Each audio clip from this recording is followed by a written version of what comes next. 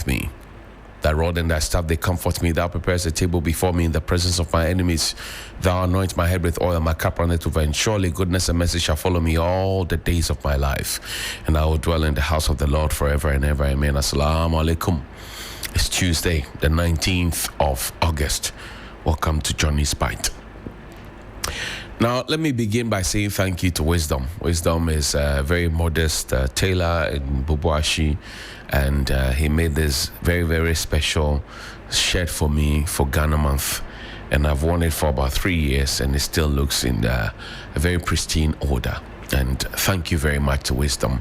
And to all of you who spend time to listen to our content, to watch it, to hear it, to share it, and to distribute it around the world, we are grateful that you could join us this morning on another bout of our conversations here this morning. We begin our sermon this morning because, as I've told you, this is my pulpit. Now, we begin our sermon this morning with the fact that the street lights, what I've seen in Accra and in some other parts of the country, are not functional. Street lights and traffic lights are not functional. And these are basics. Street lights, traffic lights, they ought to be functional. Yesterday, somebody spoke with me on the phone here at 3FM 92.7, and the conversation that we had was around street lights and traffic lights. This was a lady who never called the show before, or maybe has been trying to call, maybe never got through. But yesterday when she got through, it hit me like a thunderbolt that a place as central as Awush in the Greater Accra region, that connects to Odogon or secondary school, that connects to Anya, that connects to Pokuase, that connects to Odoko, that connects on the N1.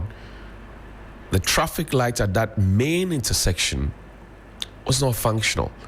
And that wouldn't be the first. My good friend at church, Isaac Eshong, has also been telling me about the fact that the traffic lights at the Awush area has not been functional.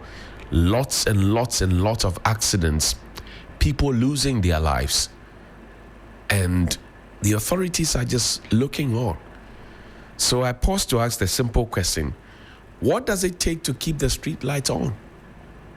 What does it take to keep the traffic lights on? What does it take to keep the street lights on? Or what does it take to keep the traffic lights on? It's a basic question that we ought to ask. What does it take to keep the street lights on? What does it take to keep the traffic lights on? Now, we have a video of containers of street lights and traffic lights and street light poles being idle.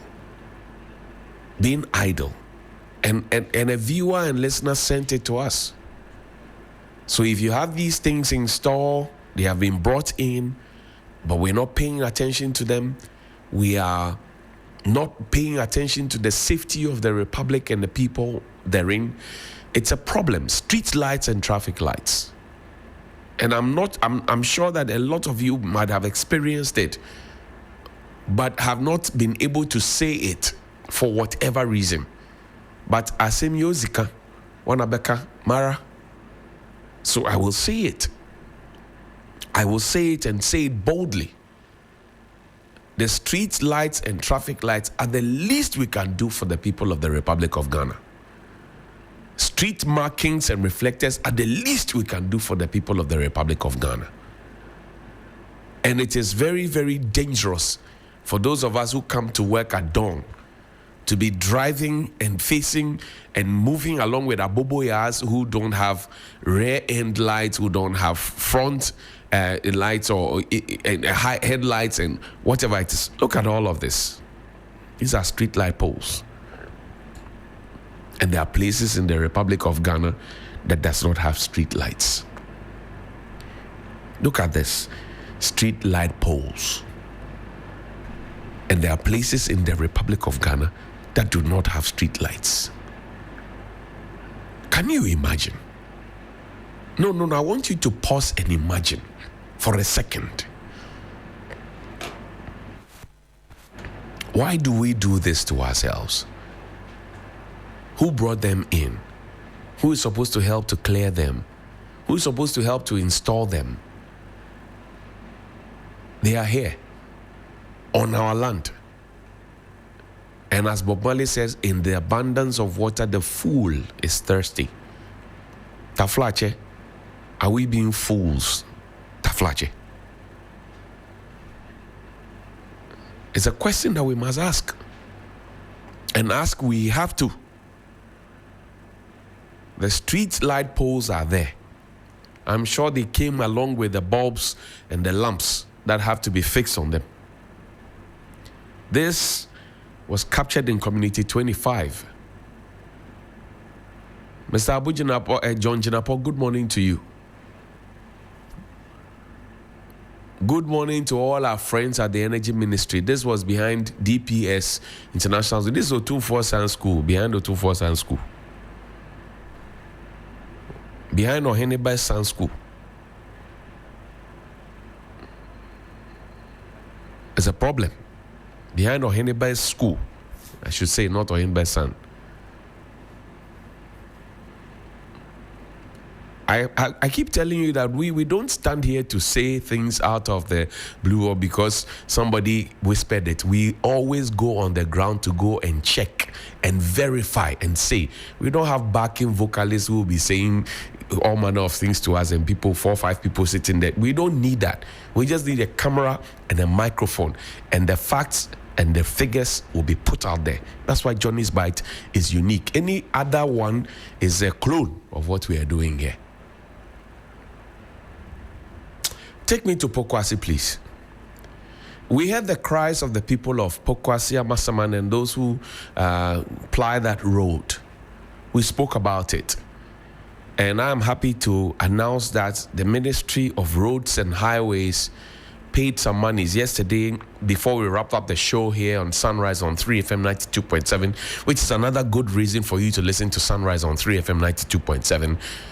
We read a letter to you of how monies had been paid to the contractor on the road Maripoma, and in July. Now we know that some more money has been paid according to the deep sources we have at the ministry. The contractor is back on site. When we speak, it gets results. We don't just speak because we have the microphone and we have the cameras. No. We don't speak because we want to attack anybody. No. That's not our focus. We want to do this because we know that it will inure to the benefit of the people of the Republic of Ghana. Because if you own a vehicle, you would by now know how much it costs to go to the mechanic week on week. You will now know how much fuel you will probably save if the road is done. You will now know. The truth of the matter is that the contractors were owed money, plenty money, by the previous administration that didn't pay. We were told about over 10,000 kilometers of road that had been constructed. And somebody said that, if you are traveling 10,000 kilometers, you would actually go by London and come back. The president said that at the time. The president at the time said that in his State of the Nation address in Parliament, the hands had captured it. And when people asked questions where the roads were, he did this. First, bring me on. When the people asked questions where the roads were, he did this. He asked people to open their eyes like this. He was clowning in Parliament. We owed the people so much, we didn't pay. No, we didn't pay them. He was doing this. He was clowning in Parliament. You remember that video? It's there. And the internet will never forget that video. Sana, they were owed money. So now the burden has come now to fall on this new government to have to now find the money to pay. Our government is a continuum, so they have to find the money to pay. But then you ask yourself, whatever it was that was the contract sum at the time, things have changed. Does it remain same? It's a question to ask. And if the contractors had indeed been paid, why were they not on the road? It's a question to ask. people's ball joint, people's bushings, people's lower arms, people's whatever it is got destroyed. Even trucks, heavy duty trucks, even they had their own consequences to face. Go back to the site. Now we can tell you on good authority that the contractor, according to our sources, is back on site. And later we'll have that extensive conversation here on 3FM 92.7 on Johnny's Bite. Now, when I talk about some of these things, people come and say, oh, don't worry, your appointment will come. You are looking for appointment. First, come back to me. Let me address people. I have stated time without number that I don't need an appointment to be relevant. I've done over 2 decades in this job. 2 decades in this job. I don't need an appointment. I'm gainfully employed. And as far as I know, this is my pulpit, this is my altar. I don't need an appointment to be relevant. No. So for all the hungry souls who are making those, if they had the opportunity I have, I'm sure that they would clamor for appointments. But you don't need an appointment to be of service to your people and to your republic. No. You don't need an appointment to do good work. No. So I don't need an appointment. I'm saying it for the umpteenth time. But I don't blame them. You see, when people steal from the republic, they rob the state, they steal and they stash cash, and they are caught pants down, and they say, we want to do plea bargain. And Attorney General, Dr. Ine, please, this is a plea from on the ground. Me, I am on the ground. That's why I know people like Tete Tinku. I am on the ground. The people say the plea bargain you're doing, they don't like. Collect the money and jail them, because the plea bargain conversation is that, oh, Johnny Hughes can go and steal money. And then when you catch him, he can say that, oh, I will give you the money, this is what I have. If they stole the money 4 years ago, and even it was even 2 million Ghana cedis, and they had invested it and turned it around, they can give you your 2 million Ghana cedis. They would have saved themselves, and they would have made a lot more money from that investment. Some of the thieves who were mentioned in audit reports, etc., and their assigns and their agents and their collaborators, and people who call people Ma and Da, they call their age mates Ma and Da. They are walking free, so they have the effrontery to talk nonsense. If you had caged them at Nsawam, or you had caged them at Ankafu, or you had caged them at Intranwa or some other place, they won't have the nonsense, the temerity to talk nonsense. To suggest that somebody is looking for an appointment, that's why he's talking about the things of the dish. If you talk about something that is worth, for the relief and reprise of the people, and it is done, why do you shout? We were shouting about Pokuase-Nsawam Road. The contractor is back on site. What do you have to shout again about? What do you have to shout about again? Because it is being fixed. When the people started complaining about that road, who listened to them in the past? Who? The road had not been done, it's not been completed, and we went to go and launch it, and we were calling it fourth year. Fourth year. We were busy calling it fourth year. It's the same bad attitude that we have in the various hospitals. That yesterday I saw a video of the Rage Hospital. And I say that if you had jailed some of the thieves and their assigns and their agents, they won't have the mouth to be talking. Have you lost a relative before to medical negligence? Chris Mamhelsi, good morning to you, counsel. So the Attorney General, we are begging you, the people who have stolen this plea bargain, it will give the government a lot of bad will, not goodwill. Find the people, collect the money, and put them in jail. Shut them up. Shut them up, because thieves are supposed to be shut up.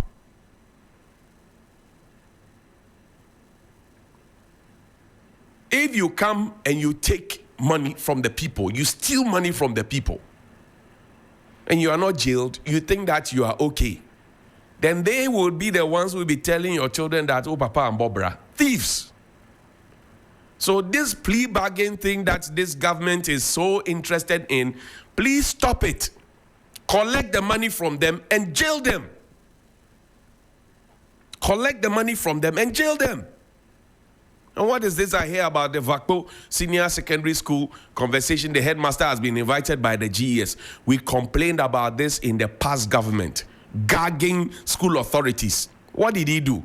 Bed bugs in the school, bad infrastructure in the schools, and it cuts across. We know the stories.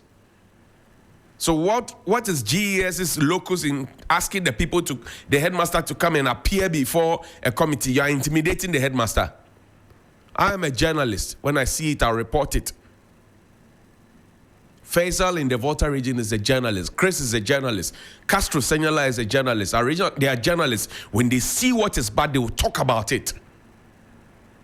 You are interested in the image of the Ghana Education Service. You are not interested in the welfare and well-being of the children who have been placed in your possession by their parents for you to take care of. You are interested in the image, so-called image. What image do you have? Have you been able to provide the full textbooks for the students? What image do you have? What image do you have?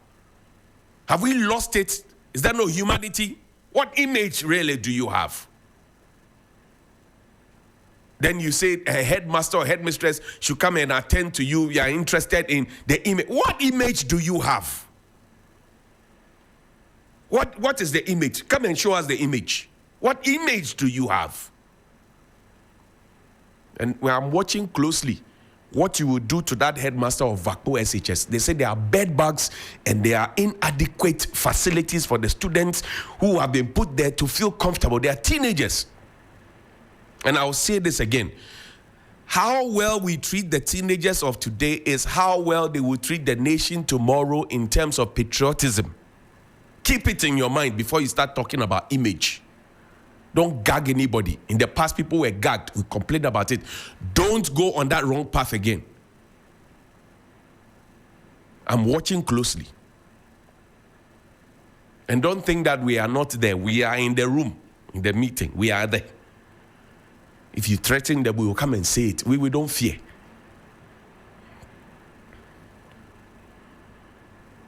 Now, you query the person. He's responded to a query. And you still invite the person to come. To come and do what? Faisal, have you been able to deal with the bed bugs? Do you know what bed bugs are? Do you know what bed bugs are? Your image is in the eyes and the hands and the heart of the children that you are supposed to be taking care of. The schools under trees. That is your image. Schools without textbooks. That is your image. Don't be like the teacher unions and disjointed labor unions. Today I see some of the labor unions weeping on TV, their leadership weeping on TV, saying, oh, they hate people that we lost issue because when we wanted all of them to come together to help us fight Galamsey, they chickened out for whatever reason, all of them. From Nagrat to Nat to whoever, they chickened out. Disorganized labor, they chickened out. Today, some of them are weeping on TV. Shameless people. They're weeping on TV. Saying that let this be a turning point to stop Galamsey. They had the opportunity to do this, but for whatever reason, they decided that before the elections in 2024, they were not going to be part of it. They chickened out. Ask Awola Sewa, Esquire. They chickened out. Today, they are weeping on TV. What is the U-turn all about? We know them, we see. Was it not the same education unions that were complaining about Achimota Secondary School and somebody having a Rasta hairdo? In the end, you see how the boy embarrassed all of them together. He put all of them together and embarrassed them publicly. Publicly, he beat everybody hands down. Publicly, he embarrassed all of them together. When the children didn't have textbooks, they were not talking about textbooks, they were talking about Rasta. It tells you how our mindset is as a people. You go to the hospital. Ralph was at the hospital at Rage.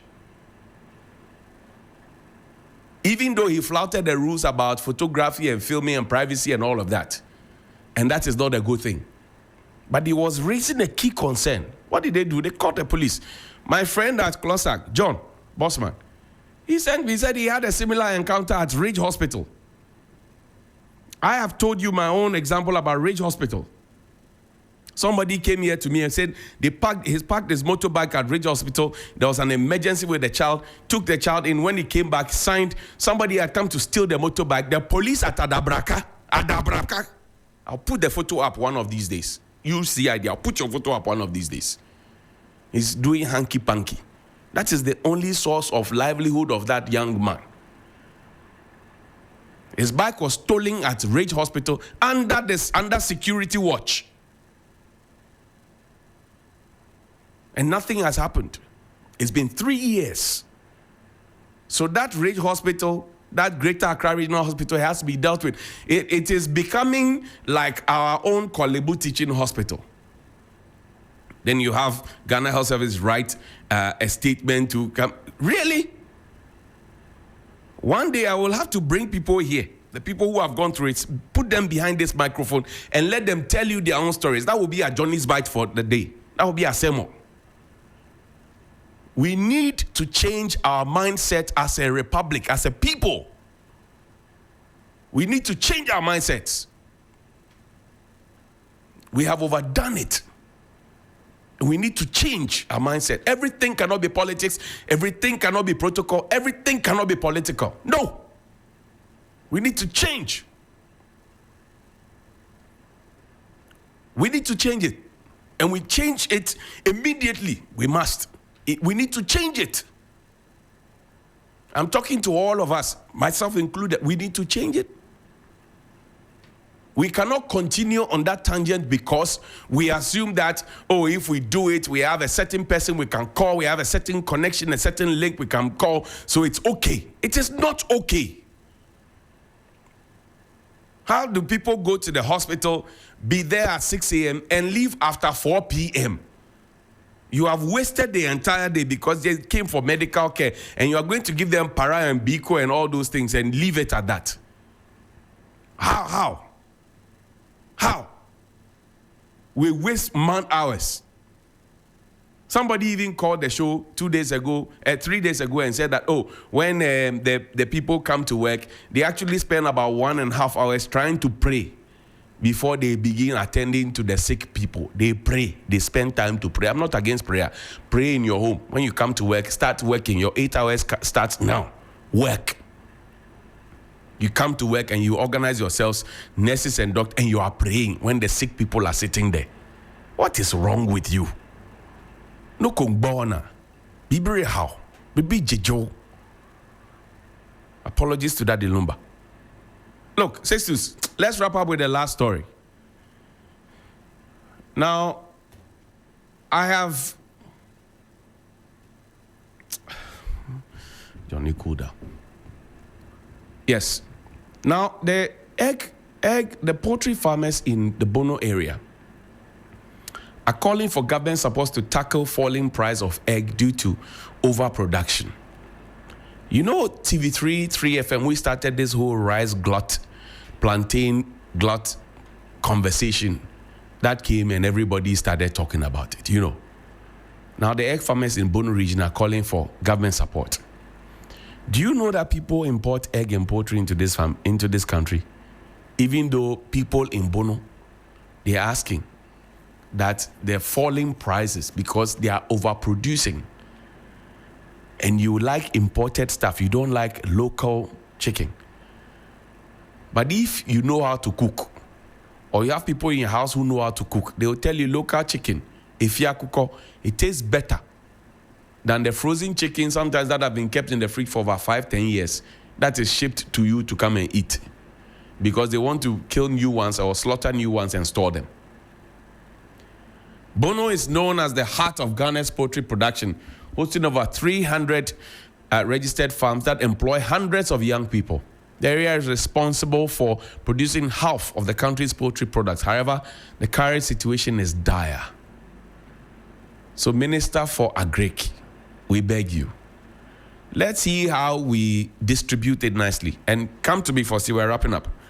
Don't repeat Amadam police at the Ministry of Agric.